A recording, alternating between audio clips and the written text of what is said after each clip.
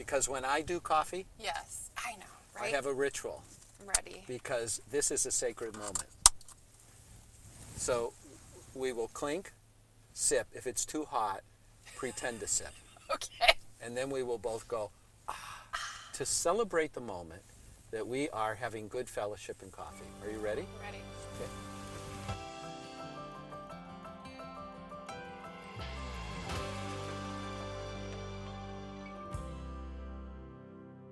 I want to welcome you to this wonderful episode of, what is this called?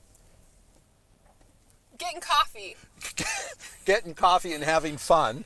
And I'm Wally With Wally Fleming. and Kristen. And I am guest host today, which is pretty exciting for me. All of us have bucket list items. Mine is to host this before I die. So I'm quite grateful for this opportunity. And I have with me Kristen Brown, who is the marvelous Executive Director of Seminary Administration and Assistant Professor of Church and Mission at Northeastern Seminary. And she's been at the seminary since July of 2017, and we celebrate her ministry. And the first thing I want to hear from you is, do we go to Dunkin' Donuts or do we go to Tim Hortons? The great eternal question. Well, it's a fair question, and true confessions, I've never had a cup of Tim Hortons coffee. Never? Never. Have you been to Canada? Well, yes. Okay. But I'm from, not here. I'm from the Midwest. We don't have it. You don't have Tim Hortons in Indianapolis? No. So, or Chicago. At some Or point Kansas today, City. can we talk about growing up in depravity? But that's another That episode. we can do. Okay. So I feel like I actually don't have the data to make this kind of important decision. Should we go to Tim Hortons then, just for the experience? Potentially. I say let's go to Tim Hortons. Okay. My preference normally would be Dunkin'. Oh, so then actually that doesn't sell me on going to Tim Hortons. If a person who's had it would not prefer it. That's true, but we want to have a positive attitude in all things. Okay. Tim Hortons it is. So Tim Hortons it is. We're going to get coffee at Tim Hortons. Great.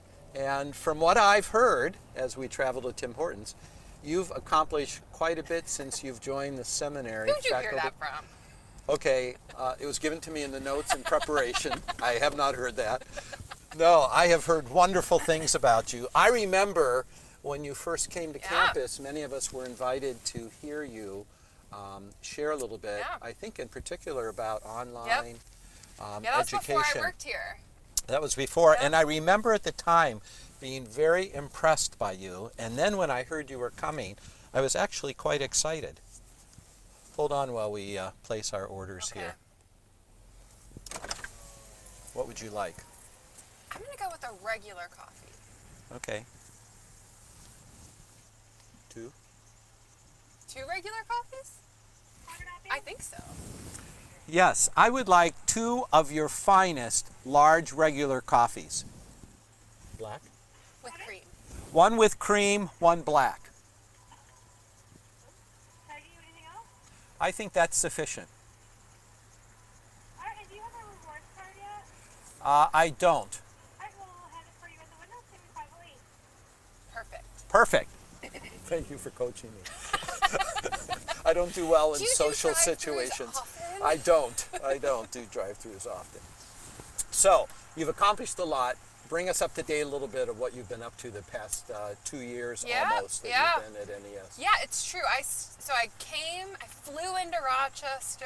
It was February of 2017, but I was a consultant. It was back in my days as an educational consultant, and I was helping have some conversation with the faculty about what it means to do online and theological education. Which was a little scary for all of us. It was, but it's always, I actually love it. I love talking to faculty about what it means for us to be educators for students in their own context, which is really what online is for us at Northeastern, and what I think good online education is about. For a long time, we had students sort of come to us, and now we, through technology, have the opportunity to go to our students and to say, what's happening in your part of the world, and how do we see what God is doing there, and then how do we have conversations all together about it? So that's what... Does this include parts of the world where there are no Tim Hortons? Probably. Probably. Because it turns out Tim Hortons is not everywhere. I know it's everywhere here. Talk a little bit about the curriculum redesign. Yeah, so when we started talking about what it would look like for us to have all of our programs available to all students, whether or not they could move to Rochester and take classes, we knew that we needed to do something different to make it happen. And so we had to look at our curriculum and look at sort of what values we hold as a seminary.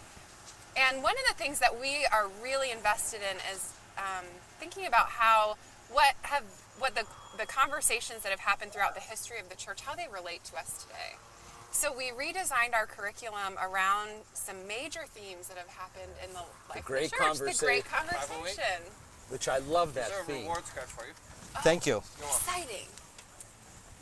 It's like we're winners. All of our rewards are not in heaven. All of our rewards are not in heaven. Some are at Tim Hortons. That's right. So we have a lot of conversations at the seminary.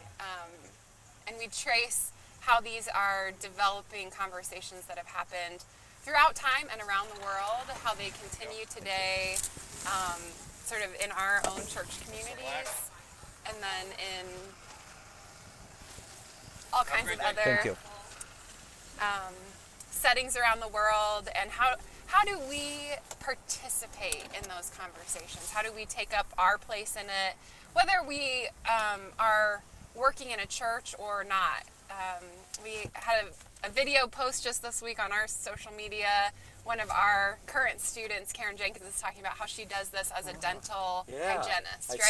I saw that. Yeah, and recognizing that some of the things that what we talk about in the seminary are deep and true themes that people resonate with in all kinds of settings. And who would think of seminary education impacting in a dental office? I know, right? Isn't but that we wonderful? do. Yeah. Because seminary education is about how do we learn to think and live Christianly, and how do we help others to do that as well. So the class I teach, called Sharing Christ, is really, that's the emphasis of the class. A lot of people, in a lot of seminaries, they might call it evangelism and discipleship. But we talk about what it means for us to live whole lives, what it means to be invited into what God is doing, what it means to invite others into what God is doing, and to recognize that what God is doing in recreating the world is a thing that we should be inviting people into. Yeah. Why do you think that's so important? This course you're teaching. Yeah, I mean, I think we have been invited by God, and we have been commissioned as ambassadors, right? We are ambassadors to be reconciled to God.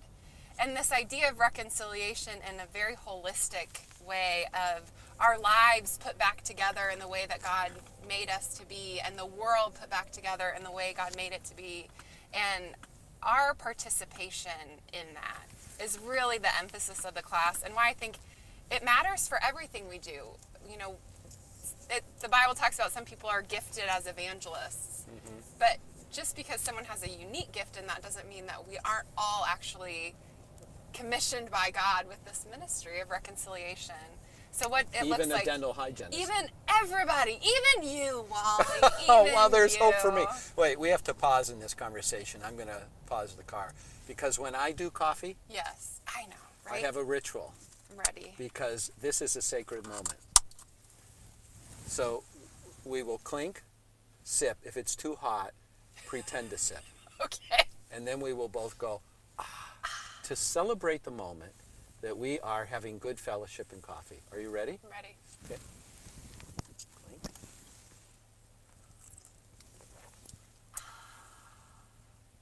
Okay, good moment. Okay, good. So talk a little bit more, if you would, about some of the online initiatives and what you see in the future of all of this for the seminary. Yeah, what we're really focused on right now at the seminary is accentuating the relevance of our programs and extending our impact. And what that looks like for online is making sure, or thinking about the ways in which our classes are helping students think about their own lives and the world that they're living in every day, and bring the content that we're talking about into the reflection of their daily lives. And then what it looks like for us to do that sort of for a broader audience, even beyond people that can be in Rochester. One of the So even people that never get to campus. Even people that never get to campus, I talk about the Apostle Paul as sort of the patron saint of online education. Because he wrote these letters back in the day, right? And he says, to people that never met me personally, I hope these things for you. So for us, really, online education is about that. It's hoping for depth of discipleship and growth in Christian character for people that we might not meet face to face. Wow. Although we do sometimes meet them via Zoom. Yeah. So you see them sort of face to face. You do, But absolutely. through a glass darkly. That's the thing. We have so many options that were not available to our patron saint. Well, it's kind of marvelous because I, having gone to seminary in the 70s, have an old model of seminary. Right. And I think some of us of my generation were a bit skeptical. Yeah. How does all of this Yeah. transpire? What has surprised me is how engaging online education can be. I'm glad you Which think that. is a little bit surprising. And you're teaching a class, right? Next year. Next year I'm doing an online course, Yeah. which I approach now, because of meeting with you, I will approach it with the courage of St. Paul. Excellent. Because I've done he my is work. the patron saint of online education. My work here is done. Yeah. So are you excited about what's transpiring? Because this seems to me to be kind of opening up things for Northeastern Seminary.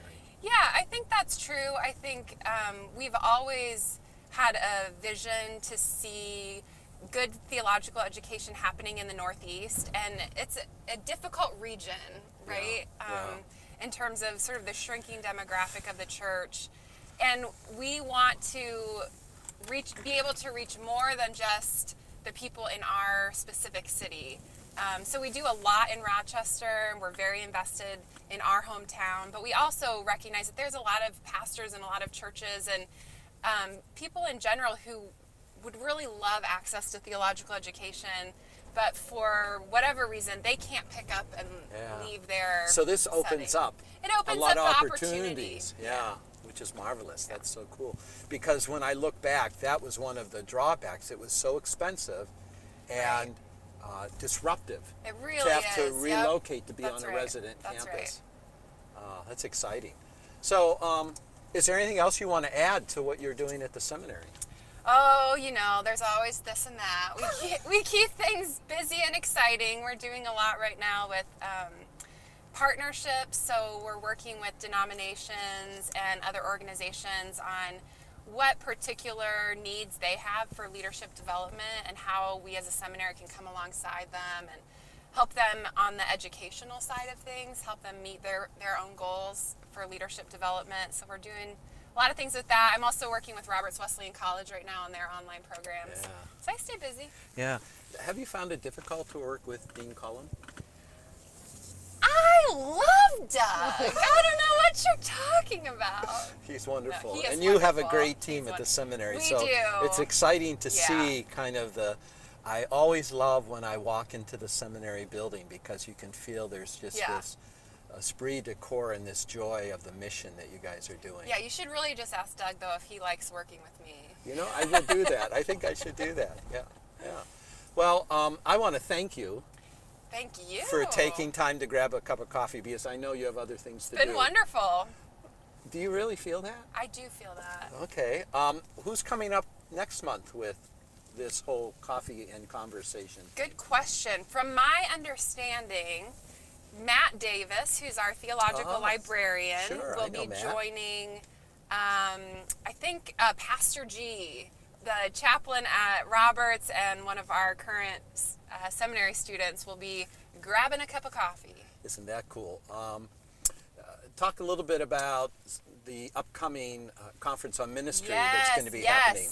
So also mark your calendar for Mandy Smith, who will be our guest for Cup of Theology. Is she from the Smiths Koch brothers family? No, go ahead. I don't know. Okay, probably not. Okay. I mean, Smith is a pretty common name. It is, isn't it? Okay.